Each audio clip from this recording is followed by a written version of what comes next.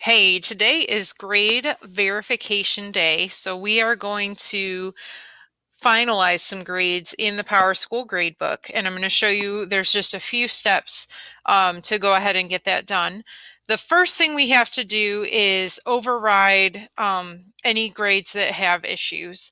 At Western, the policy is that we are going to assign a grade of the lowest grade for a final grading period is going to be a 40%.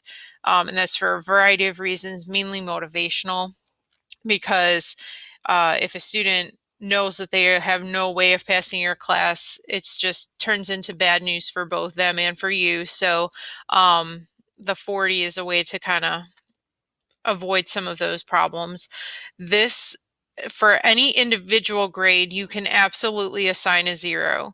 The thing that we're talking about is this final overall grade for T1. The lowest we're going to go is a 40. So this student right here has a 32 right now. In order to change that to what it needs to be, what we're going to do is double click into that grade, and you're going to have this score um, box pop up. And what we'll do is hit the manual override button, and we have to change both the percent and the grade to a 40 in order for it to kick in.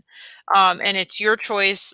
When I had my own classes, I would always leave the comment that the earned grade was a 32 so that the parent knows that this is kind of our gift to that student. The student actually didn't perform that well, but that's a personal choice that you can make about whatever situations that you have going on in your room.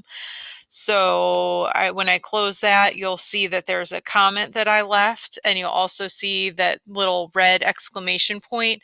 What that means is that the grade is manually overridden. It also looks bolded and italicized, and that's just to remind you that there was a manual change made there, and that isn't what the grade would auto-calculate to be.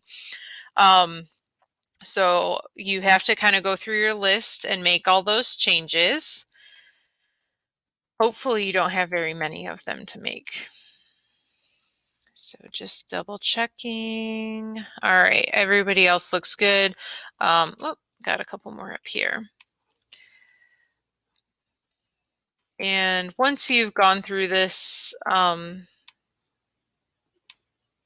we have a student here that transferred in a little late, so they don't have any grades right now, but you probably will, for a student like this, have a transfer paper from guidance put in your box. And if they have a transfer grade, let's say the student had a transfer grade of, an 83, you can just type in 83 and change their grade to an 83. I haven't received any of that on this particular student at this point, so I'm just going to go with our friendly 40. And now I think all of my students have a 40 or above, so I can go on to the next step. And that next step for the report card piece is the comments. If you have comments you want to add, you can add them just for those for particular students, or you can go ahead and make sure that all of them have them, or you may not have any at all. So I just want to show you how to do that. If you want to add comments, go ahead and double click on the student you want to add a comment for, and next to the score tab, you'll see a comment tab. And I'm going to make this a little bit bigger. So to add your comments, what you'll do is just double click on the comments you want to add if you're using these pre-made comments. So the student is probably a pleasure to have in class, and they have their attitude and effort are commendable. Every time you double click on a comment, it just adds it to the next line in your comment section. You're also able to just add in your own custom comment by typing in there. The other thing that I wanted to show you is to switch back and forth, or to switch between students. In order to prevent you from having to double click in every single student's area, or in every single student's grade over here, you can move quickly from student to student using these little up and down buttons over to the other side. Once you've added comments for the students that you would like to add comments for, then we are going to go ahead and finalize the grades. So over here where it says T1 in progress, please make sure you're in T1 first of all, because if you're in F1, it's still going to show all of these grades, but any comments that you leave here, any grade adjustments that you make here are going to apply to the final grade.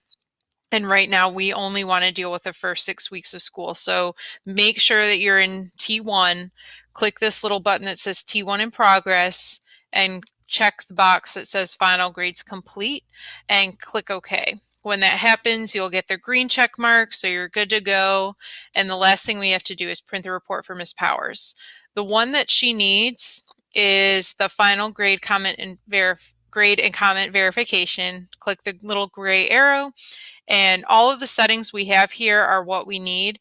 Typically, it's going to say all to begin with. We just need to make sure that you're printing just the T1 information, and we'll hit run report and we'll open it up. You're going to have to print the report for each of your classes. So you'll be able to see all the comments that you left for students, and just please double check again to make sure that there's no grades under a 40 at this stage in the game.